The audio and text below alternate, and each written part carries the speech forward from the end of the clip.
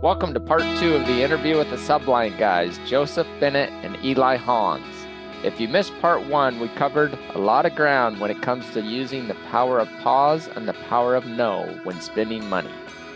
Today we'll hear Eli's story and birth of an incredible show, Out of the Blue, which has received numerous awards and standing ovations for its powerful musical-driven message. Welcome back, guys. Thanks for having us back. We appreciate you. Last time we talked, a lot about money and the why behind wanting to be debt-free, about wanting to live a life that isn't really focused all about money, because so much life is focused about money. And, with your guys' journey and moving to Mexico, and I've spent a lot of time down in Mexico the last couple of years, you realize, especially from their culture, family is way more important than money, unless you're in the cartel. Right. Yeah. Family and also freedom of time. And what happens when we're able to take care of our money, Kelly, is we get to choose how we want to spend our time. And that's priceless. It is. Yeah. Isn't it? And you know what?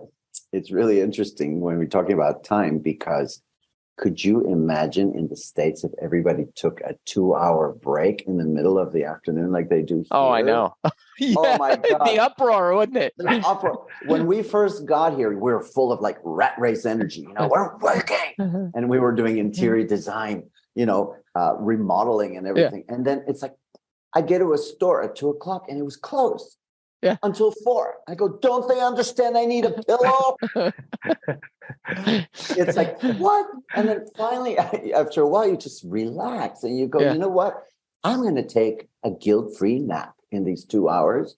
Right. And I'm just relax. And then I'll just work a little later. Yeah. So they start at 10. They work till 2. You take a 2-hour break and then they work till 7 or 8, Yeah. And you're with the family during those 2 hours. Yeah. I remember when I grew up in Mexico because I was born in Mexico. I remember after school coming home, and my dad would come home from work and we'd hang out. We'd all eat together. Right. And then we'd spend the afternoon together with my mom and dad. And then he would go back to work. So at first I was like very American when we moved here. I was so upset. And then I was like, thank God I can do this without guilt. I can take a break. Well, something you said, spending time with your dad and your family. I mean, family values go so far. That's something, in our last episode, we talked a little bit about, my dreams and what my wife and I's dreams were with our kids. And that's where our dreams inspired, was sitting together almost every night and having family dinner. And you don't hear about a lot of families doing that. And I think if people would get back to family values and spending time with family, not only would it help them financially that we talked about, but in dealing with something like what you two had to deal with and what you dealt with, Eli and Joseph, with Eli's cancer that he had. I'll tell you, like, jumping way into the future of that event, I realized how much stress is involved in that imbalance that ends up showing up as cancer in our body. When we're so stressed out all the time, it actually physically affects us, our cortisol levels. And if our adrenal glands are constantly going on, they exhaust our immune system, and our immune system can't do its job. Everyone has cancer cells, but when you have an immune system that's strong, they take care of it. But when we're out of sync and we're out of balance and we're all stressed out and we're not eating well and all those kinds of things, and then that happens, little cells will mutate, it just happens, then you're in trouble. And that's what happens. So how did you find out? When did you find out about it? Well, after being here in this magical, wonderful town that we talked about in the last episode, in San Miguel de Allende in central Mexico, it was so beautiful to be here, and our lives just flourished and our business was doing well. And you were out of debt. We were out of debt. we were out of debt. We were at that time renting this house, which we eventually bought. But, you know, and I want to say, just to reiterate, we were working. I mean, we had an interior design business. We were, you know, actively working and taking naps in the afternoon. Right. But it's amazing because we were still working. We were still making money like in the States, just in a more relaxed way. So when the cancer came, it was a huge shock because why? I'm not stressed out. Right. I thought.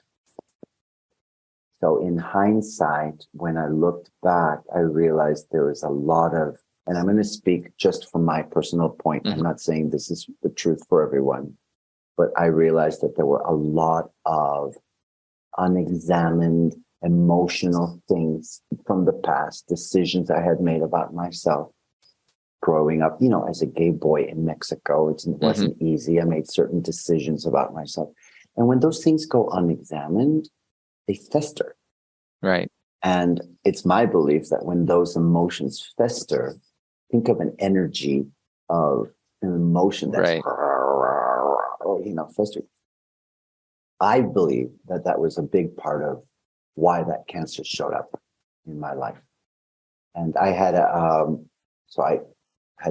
don't want to get into the whole story, but I had pain in my abdomen. And when we checked, there was a mass in my spleen.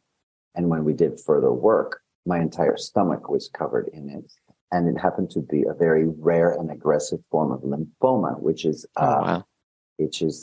systemic cancer of the blood that also had created these tumors. And, you know, later I found out, much later, my oncologist told me I had about a 10% chance of survival. So when you're facing your mortality like that, things change if you choose. Because at first I just wanted to give up. And I thought, you know what? I lived a good life. It's been good. I have an amazing husband and partner, and I've been loved, and it's been good. And I just wanted to give up. And then that's when we talked about the why in the last episode. Joseph and my sister helped me get clear about, well, why do you want to be here? And you know what? My why was really ridiculous. It wasn't what you would think. It wasn't like, oh, because I adore my husband, because I do, and I wanted to stay here for that. And I love my family and everything. But for some reason, my why was I wanted to snorkel in clear, turquoise, warm water in the Caribbean. Okay. And I thought much later, why? Because that's where we went on our honeymoon. And I wanted to have that back. I wanted to have that illusion of... Yeah. So for some reason... That was your happy place. Yeah, it was my happy place. And I wanted to go back to that happy place. And I wanted to do that and be surrounded by little colorful fish floating. So what I'm saying is your why doesn't have to be this magnanimous, incredible, I want to find the cure for cancer, or I want to like build a multi-million-dollar empire. It was just, I just freaking want to snorkel with a fish, you know? It's and that was enough to make me want to live. And then, you know, the whole ordeal of trying to figure out, what do I do? Do I chemo? Do I not do chemo? All that.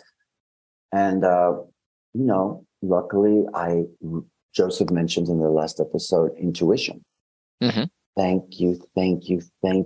I had the presence of mind in the middle of that entire drama and confusion and a lot of fear and doubt.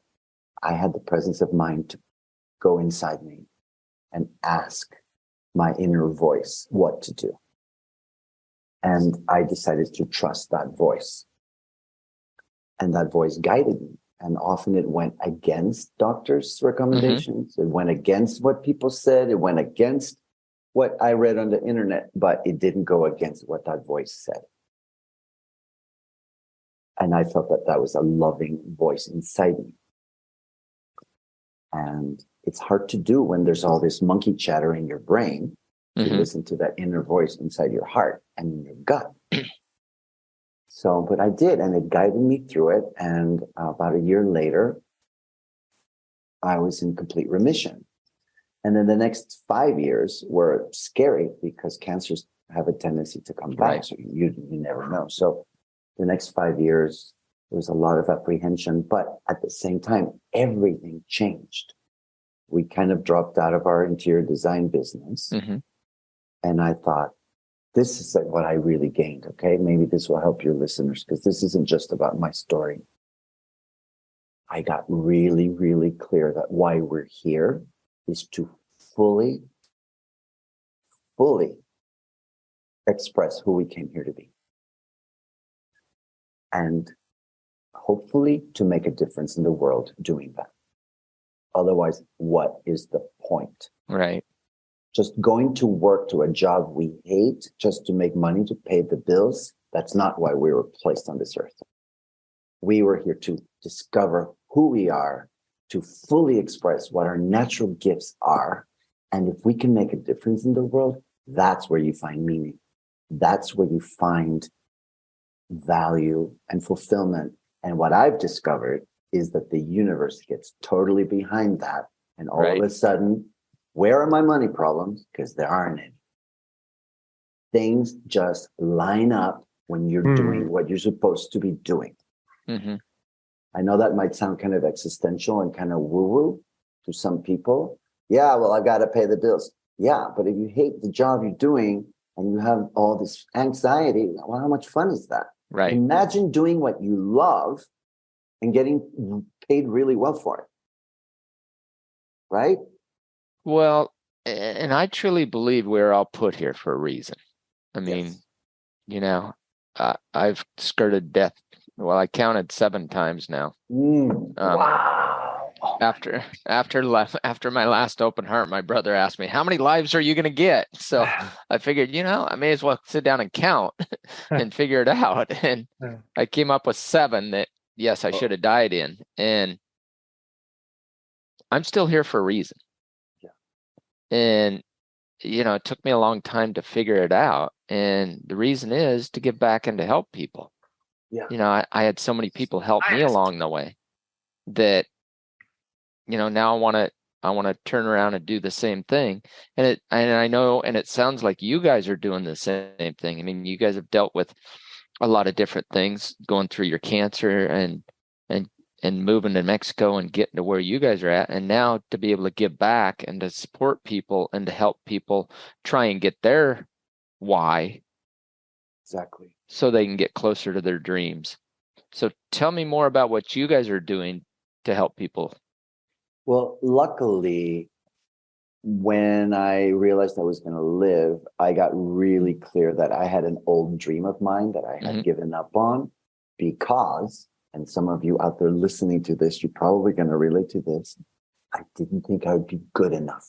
Yeah. Or who am I to do this? Right. Or, all these bullshit thoughts that we have that stop us from really being who we came here to be. We listen to them and we give them weight, right? But luckily, I got really clear that what that dream was I wanted to be a personal growth workshop leader, helping people live to their highest potential, like our wedding vow. Because I had been through so many of those wonderful workshops myself. And I always had my eye on the trainer saying, I want to be that guy that can help people shift. And luckily, Joseph had this very similar passion, right, Joseph? Yes, absolutely. And then the other thing that happened that came out of Eli's cancer journey is that he gave himself 30 days of following his joy. He had never created anything like this before, but he wanted to spend 30 guilt-free days of following his joy. So for the first couple of weeks, he took lots of naps and he read novels and, he laid in the hammock maybe a little bit. And then what he came to rediscover was his love of singing. And that is what really took a turn of events for him. And we are still living that part of the dream. Can you speak to what happened, Eli? Yeah. Well, yes. And let me just say, because Kelly had asked how are we doing it. So we both became trained, and Joseph has been doing coaching for a long time, like 20 some years. And I started to become trained as a coach. And then we both started delivering these personal growth workshops that we would develop. And that's how all that happened. So we're still working together and independently. Later, I became a holistic cancer coach. So I support people going through their cancer journeys to heal, not just, not really the cancer, but to heal the person experiencing the cancer. So what Joseph's now referring to is that like 2 years ago, I turned 60, and I gave myself those 30 days of guilt-free joy. And when I discovered this little that I like to sing, I wrote a parody to a Disney song about my feelings about COVID. We're right in the middle of COVID. Right. And I wrote this song, and Joseph and I did this quick little video that I was going to just show my family and my Facebook friends, for fun. Well, it turns out this video somehow was seen 4,000 times all over the world. And I was getting messages from people in England and India saying, "Oh my God, this song made me cry so much." And I went, whoa, what is going on? All I had to do was connect to what I really love. And all of a sudden, this is happening. The song was Part of Your World for the Little Mermaid. And I just changed the lyrics. And, I made it kind of a comedic thing, but very tender also. People were very touched. So I gave myself more than 30 days. It turned a year and a half of following my joy. And I started writing about my cancer healing journey, because I thought, a lot of people that have really seemingly insurmountable challenges in their life, especially cancer and illnesses, need to know that it's possible to survive. Yeah. There are millions of cancer survivors in the world. And I didn't personally want to just survive. I wanted to somehow thrive and find my calling and find how can I help people in their lives to thrive. So I wrote the show. And at first it was just a one-person show. And then it was clear it was becoming a musical. So I freaking wrote the music and the lyrics, and I had to teach myself. I didn't know how to do orchestration. So I had the best time during COVID. I was like, don't end, because I'm loving this guilt-free time, And I created Out of the Blue, which is a mostly one-person show about how I feel that I healed from cancer, which is basically taking a journey through my life and healing all of those unresolved emotions. So how can people get a hold of that? Well, they could go to outoftheblueshow.com. They can't just watch it like any time they want to. I have different watch dates that we do periodically, maybe like 4 times a year, because I like to make it an event where we can all come together and watch it and then have a deeper conversation. Yeah, there's often a lot that people want to process after watching it, because it deals with some pretty heavy themes that Eli hasn't touched on yet, because he doesn't want to give the ending away. Right. But people enjoy having that time to gather together after for what you and I might call a question and answer. But it's really people coming forward and sharing how this affected them. And how they got through it. And the show brings up a lot of stuff for people in a beautiful way. It's not a downer at all. Right. There's a lot of comedy. It's very engaging, but it's very uplifting. And we've heard incredible stories afterwards from audience members that have said things like, I was depressed for a couple of years. Yeah. And I saw the show and my depression left me. It probably makes people look at emotions and stuff they didn't know they were dealing with. Because, I know for myself, when my wife passed away, my youngest daughter and I would have a lot of conversations about it. And she would say, "How come you don't talk about mom?" And I'd say, "Well, I do talk about your mom when I'm doing my financial classes or when I'm on stage. I tell my story. So I'm always talking about your mom. And that was healing for me. Mm-hmm.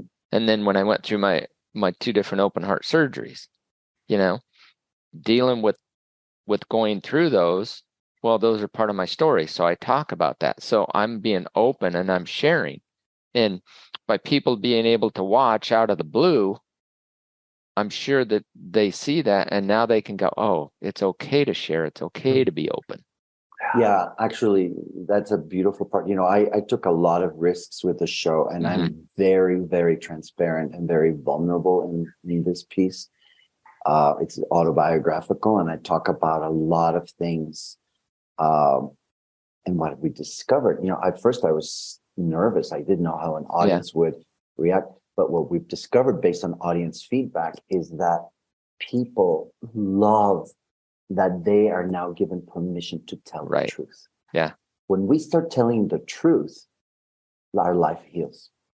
And from my perspective and my mission with the show is, if we can all start healing our own lives, then maybe we have a shot at healing the planet.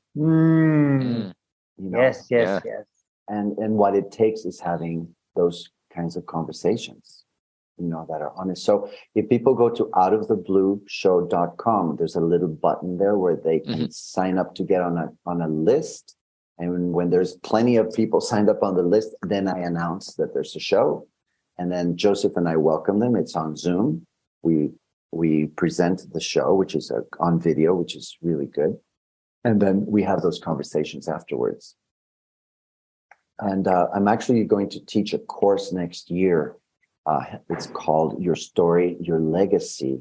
And it's about helping people write their stories and then bringing them from page to stage. Okay. So that they can perform their lives kind of like a solo show piece if they want to do that.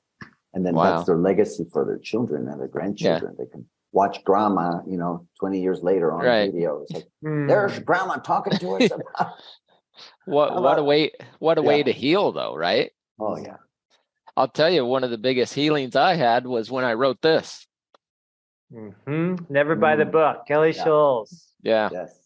When I wrote that, I mean, you want to talk about healing. In what way, Kelly?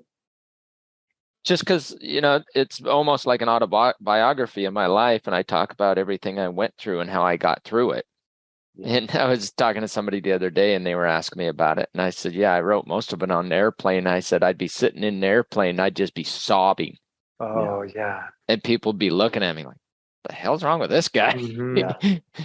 But I can totally relate to that. The beautiful part of this isn't just, I'm going to write a show and take it on the road.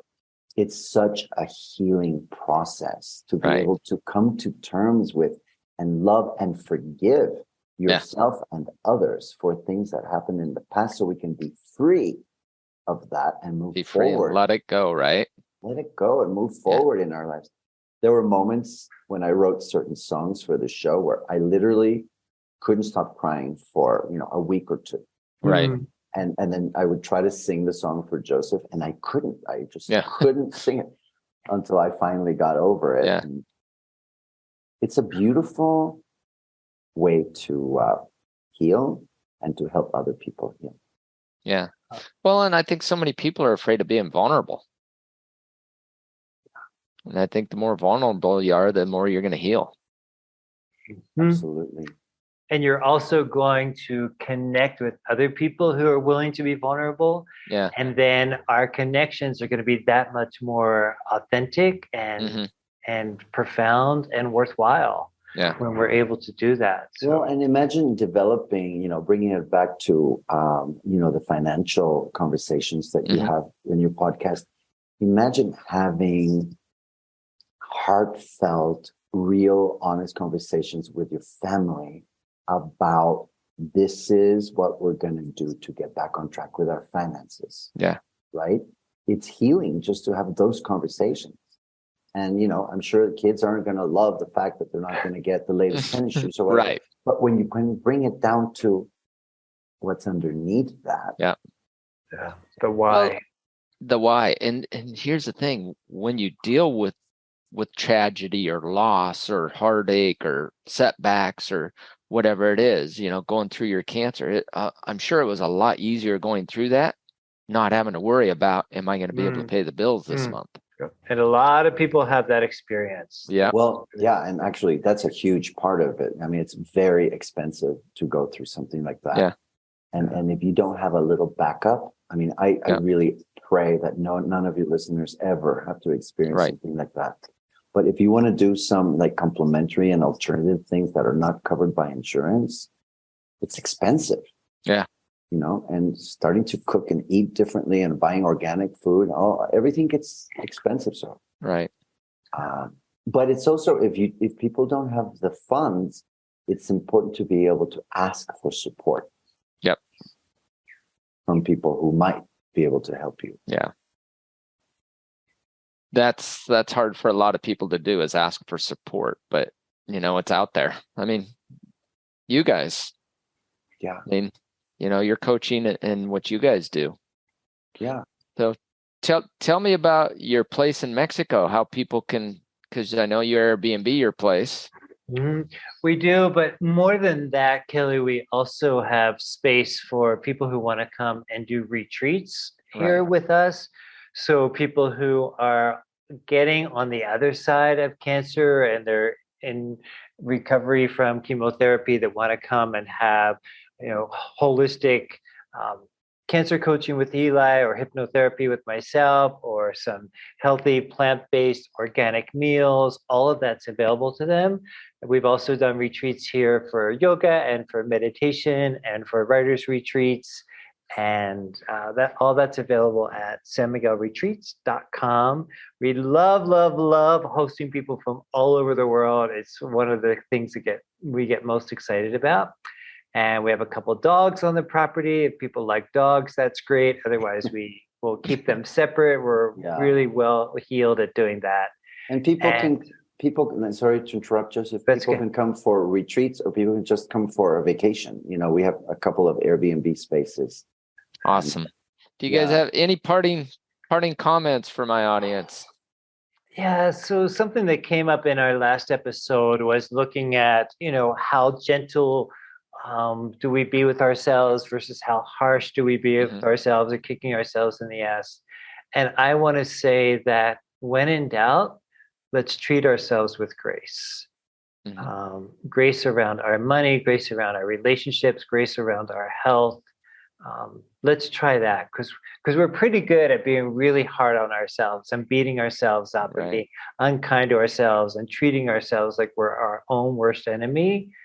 What would our relationship with ourselves be like if we can treat ourselves with grace? So that's what I end with. And I'd like to say that if your listeners out there are going through a rough time, whether it be financial or even with their health, something that Joseph kept reminding me in the midst of my ordeal with cancer, what I call my cancer adventure, he kept saying, this is temporary. And I didn't believe him, but he kept saying, this is temporary. You're going to get on the other side of that. So I'd like to remind you, listener, if you're having a hard time, even though it may seem like it's a forever thing, this is temporary.